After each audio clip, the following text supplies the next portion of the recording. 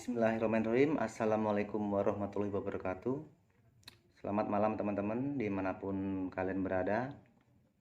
Semoga kita semua selalu dalam lindungan Allah Subhanahu wa Ta'ala, dilancarkan segala urusannya, dimudahkan rezekinya. Amin Allahumma amin. Nah teman-teman, kali ini kita akan membahas tentang tata cara melihat kodam.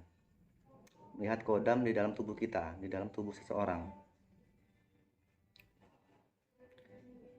Sebelum kita bahas mengenai tentang kodam tersebut, kita perlu tahu dulu apa itu kodam teman-teman ya. Arti dari kodam sendiri adalah jin atau makhluk yang diciptakan Allah untuk menjaga manusia. Jadi kodam itu ciptaan Allah teman-teman ya. Ciptaan Allah diciptakan untuk menjaga tubuh manusia. Adapun kodam sendiri bisa berupa hewan, binatang teman-teman ya. Ada harimau, macan, serigala, dan lain-lain. Tapi untuk yang tingkatan yang paling tinggi teman-teman, biasanya kodam itu sudah berwujud manusia. Biasanya kakek tua berjubah putih biasanya teman-teman. Itu kalau yang ilmunya sudah tinggi atau tingkatannya tinggi. Tapi di masyarakat kita kebanyakan masih berupa hewan, binatang ya. Jadi kalau manusia udah ada kodamnya, biasanya memang penunggunya itu harimau, macan, singa, serigala ya teman-teman ya. Kodam sendiri itu ada 3 macam teman-teman. Kodam yang memang diciptakan oleh Allah untuk manusia-manusia terpilih. Yang seperti ini biasanya dari lahir manusia ini sudah memiliki kodam tersebut. Dari orang ini lahir, kodam itu sudah ada, cuma mungkin mengetahuinya setelah orang itu dewasa.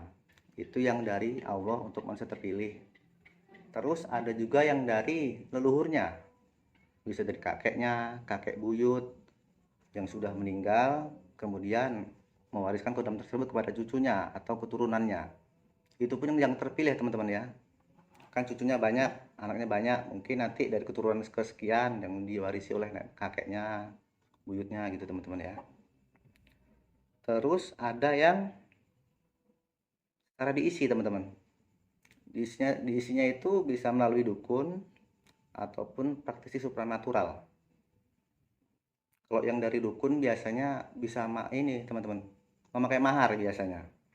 Jadi seorang yang ingin mempunyai kodam, ingin punya pendamping atau pelindung dirinya, badannya, itu datang ke dukun, minta diisi dengan pilihan masing-masing. Ada yang minta dijaga macan, harimau, itu biasanya pakai mahar teman-teman, dan maharnya pun bervariasi, bisa puluhan juta bahkan ratusan juta teman-teman ya.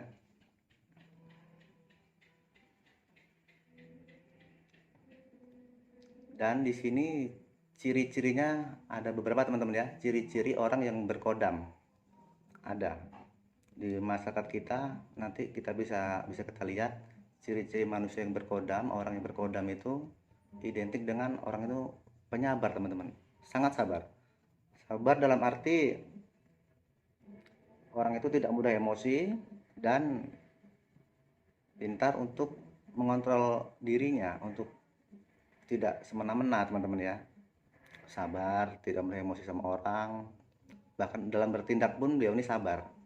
Pertama itu teman, bersabar, penyabar pertama. Terus setelah itu kuat dalam arti kuat secara fisik dan mental. Dari fisik orang ini kuat, dan kalau mental ya seperti yang tadi, penyabar salah satunya juga. Mental itu bisa mengontrol dirinya, mengontrol emosinya. Fisiknya kuat, kemudian memiliki sorot mata yang tajam teman-teman. Cara menatap orang itu bisa kita bedakan teman-teman. Orang berkodam itu dia seperti berkarisma tatapannya. Kita melihat orang berkodam itu beda teman-teman ya. Seperti kita melihat orang pada umumnya itu berbeda teman-teman. Dia lebih tajam, berkarisma, dan berwibawa biasanya. Sepertinya kita enggan, kita sungkan untuk bicara yang berlebihan, kelewatan, menyinggung perasaan dia, itu kita sungkan. Itu biasanya orang berkodam seperti itu. matanya tuh sorot matanya tajam, berkarisma lah istilahnya.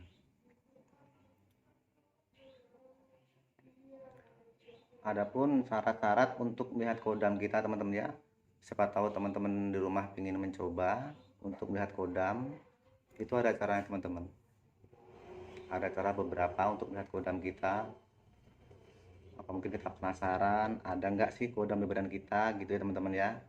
Itu ada beberapa. Yang pertama kita harus suci teman-teman. Suci dalam arti suci dari hadas dan najis. Kita harus wudhu. Pertama kita berwudhu dulu, tenangkan pikiran, hilangkan pikiran kotor kita, suci segalanya, badan kita, pikiran kita harus suci. Pertama itu. Terus yang kedua, kita harus sabar, kita tenang, kita tidak bisa terburu-buru, tergesa-gesa tidak bisa teman-teman, harus sabar, tenang. Dalam arti kita harus benar-benar niat pengen tahu kodam saya ini apa gitu. Kita tenangkan diri. Dan ini yang penting memang harus di tempat yang tenang teman-teman ya. Mungkin usahakan di rumah itu kita sendirian, jadi suasana tenang, hati kita tenang, tentram, damai. Itu penting sekali. Jangan ada kebisingan, jangan ada keluarga di rumah, jangan ada, nggak bisa teman-teman, harus sendirian, sepi, senyap, tenang. Yang kedua. Terus yang ketiga, jangan ada cahaya teman-teman ya. Kita matikan lampu, sementara matikan lampu kita bisa pakai lilin ya, nantinya lilin, matikan lampu, kita siapin lilin di situ, kemudian kita siapin kaca di depan kita ya, seperti di sini nih. Di sini kita dulu, di sini di depan kita ada kaca, lampu dimatikan, siapin lilin. Nah, itu penting. Setelah itu pandangan kita fokus ke depan, kita ngeliat ke kaca, tapi kita fokus di bagian kening teman-teman. Kita fokus ke kening, kita lihat di kaca nih, kita fokus di kening kita. Tenang, tatapan tajam ke bagian kening teman-teman ya. Kita lihat kaca, fokus.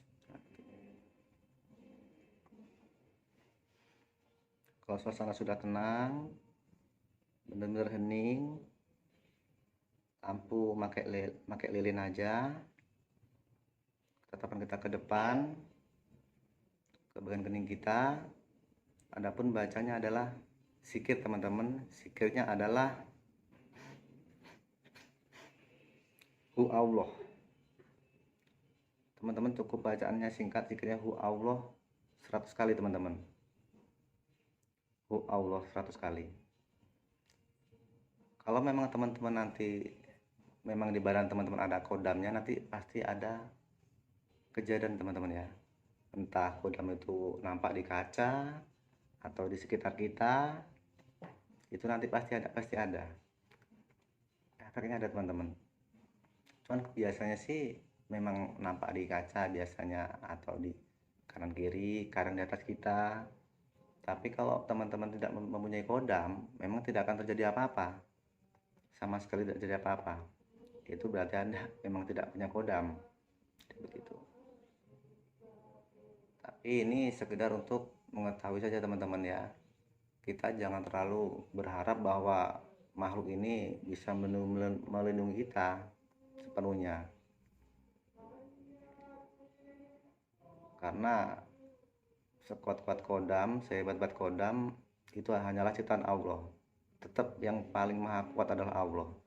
Jadi teman-teman harus tetap berlindung dan memohon perlindungan kepada Allah teman-teman ya.